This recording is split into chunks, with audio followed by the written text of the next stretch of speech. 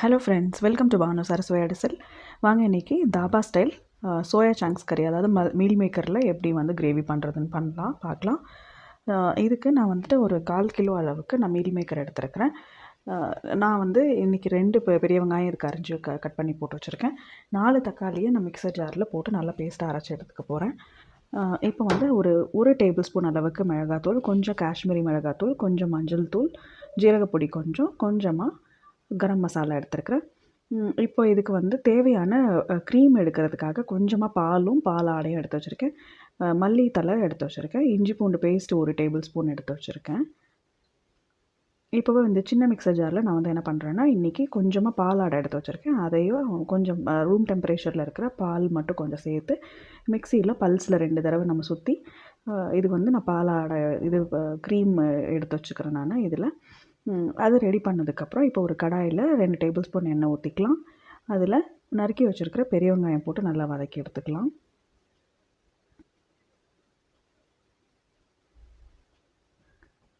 இது நல்லா வதங்குறப்போ நம்ம வந்து தக்காளியையும் இந்த க்ரீமையும் ரெடி பண்ணிக்கலாம். நான் வந்து அந்த பாலாடையும் பாலையும் சேர்த்து நல்லா பல்ஸ் எடுத்துக்கிட்டேன். இப்போ தக்காளியை வந்து நல்லா மைய அரைச்சி அதையும் நான் எடுத்து வச்சுக்கிட்டேன்.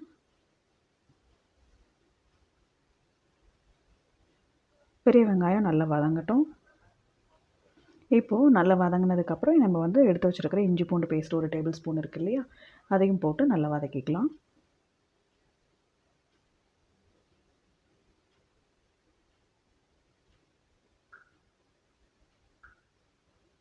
இது நல்லா வதங்கினதுக்கப்புறம் நம்ம இந்த எண்ணெயிலேயே மிளகாத்தூள், மல்லித்தூள் எல்லாம் மசாலா பவுடர் எல்லாத்தையும் சேர்த்து இதில் போட்டு நல்லா வதக்கி எடுத்துக்கலாம்.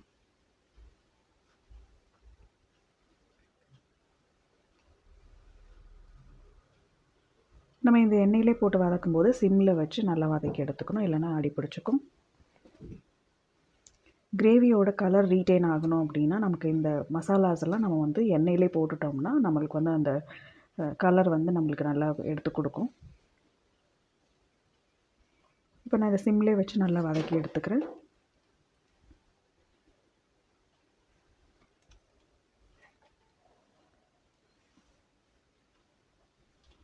இது நல்லா பச்சை வாசனை போகிறப்போ நல்லா வதக்கிட்டு இப்போ வந்து நம்ம அரைச்சி வச்சுருக்கிற தக்காளி பேஸ்ட் இருக்கு இல்லையா, அதையும் போட்டு இதில் நல்லா கொதிய விட்டுடலாம். கொஞ்சமாக மட்டும் உப்பு போட்டு நான் நல்லா கொதி விட்டுக்கிறேன்.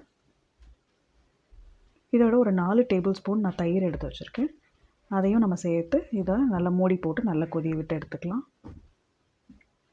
இந்த மசாலாலாம் அந்த தக்காளியோடு சேர்ந்து நல்லா பச்சை வாசனை போகிற வரைக்கும் நல்லா வதக்கி எடுத்துக்கலாம்.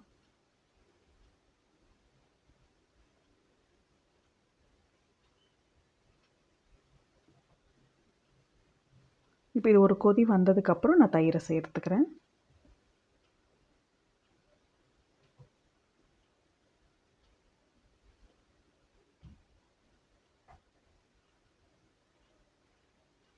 எப்போவுமே தக்காளி வதங்கிறதுக்கு நம்ம உப்பு கொஞ்சம் போட்டோம் அப்படின்னா நம்ம நல்லா வந்து சீக்கிரமாக வந்து தக்காளி வதங்கி வரும்.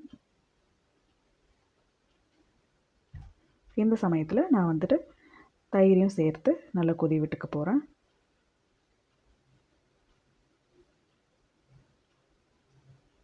தயிர் சேர்க்கும்போது நான் சிம்மில் வச்சுட்டு இதில் கலந்துக்கிறேன். ஏன்னா இல்லைனா வந்து கொஞ்சம் திரியாக ஃபார்ம் ஆகும். அதனால் நான் வந்து சிம்லேயே வச்சு நல்லா கலந்து விட்டுட்டு மூடி போட்டு இதை நல்லா கொதிய விட்டுக்க போகிறேன். இது நல்லா எண்ணெய் பிரிஞ்சு வர அளவுக்கு நல்லா கொதி விட்டுக்கலாம்.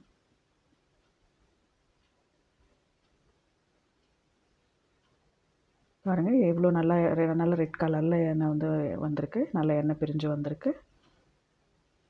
இந்த அளவுக்கு நல்லா கொதிஞ்சு வந்ததும் நம்ம வந்து நான் ஒரு 1/4 கிலோ மீல் மேக்கரை வந்து சுடுதண்ணியில் போட்டு ஒரு 10 மினிட்ஸ் அதில் ஊற வச்சு அதுக்கப்புறம் நான் 2 தடவை நார்மல் வாட்டரில் நல்லா வாஷ் பண்ணி பிழிஞ்சு எடுத்து வச்சுருக்கேன். ஸோ இப்போ அந்த மீல் மேக்கரை இதோட சேர்த்து நல்லா கலந்துக்கலாம்.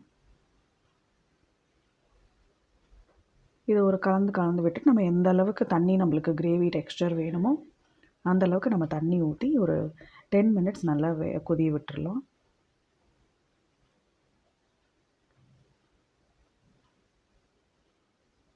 இப்போ தட்டு போட்டு மூடி வச்சு நான் நல்லா கொதிய விட்டுக்க போகிறேன். எந்த அளவுக்கு நம்மளுக்கு தண்ணி தேவையோ அந்தளவுக்கு நம்ம வச்சுக்கலாம். இது நல்லா அந்த பச்சை வாசனையெல்லாம் போகிற வரைக்கும் நம்மளுக்கு நல்லா வெந்து வரணும். பாருங்கள் இந்த அளவுக்கு நல்லா வெந்து வந்துட்டுருக்கு.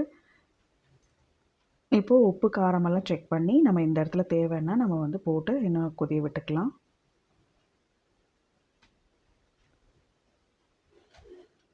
இப்போ இந்த சமயத்தில் நான் சின்ன மிக்சர் ஜாரில் நான் வந்து என்ன பண்ணியிருக்கேன்னா அந்த க்ரீம் ரெடி பண்ணியிருக்கேன் இல்லையா, பாலாடையும் கொஞ்சம் பாலும் சேர்த்து நான் பல்ஸில் விட்டு எடுத்திருக்கேன். இப்போ அதையும் சேர்த்து கலந்துக்கலாம். அடுத்ததாக நம்ம பொடியாக நறுக்கி வச்சுருக்கிற கொத்தமல்லி தழை இருக்குது இல்லையா, அதையும் சேர்த்துக்கலாம். நம்ம கஸ்தூரி மேத்தி இருந்துச்சுனாலுமே அதையுமே நம்ம வந்துட்டு கசக்கி இதில் போட்டுக்கலாம். நான் இன்றைக்கி கொத்தமல்லி இலை மட்டும் போட்டிருக்கேன். இது போட்டுட்டு ஒரு 5 மினிட்ஸ் நல்லா மூடி போட்டு நம்ம கொதிய விட்டு எடுத்துக்கலாம்.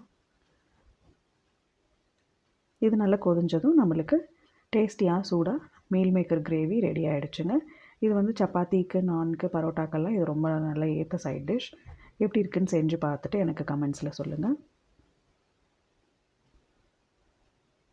மீல் மேக்கர் குழந்தைங்கள்லேருந்து பெரியவங்க வரைக்கும் சாப்பிட்லாம். நல்ல ஹை ப்ரோட்டீன் உள்ளது. செஞ்சு பார்த்துட்டு எனக்கு எப்படி இருக்குன்னு கமெண்ட்ஸில் சொல்லுங்கள். தேங்க்யூ.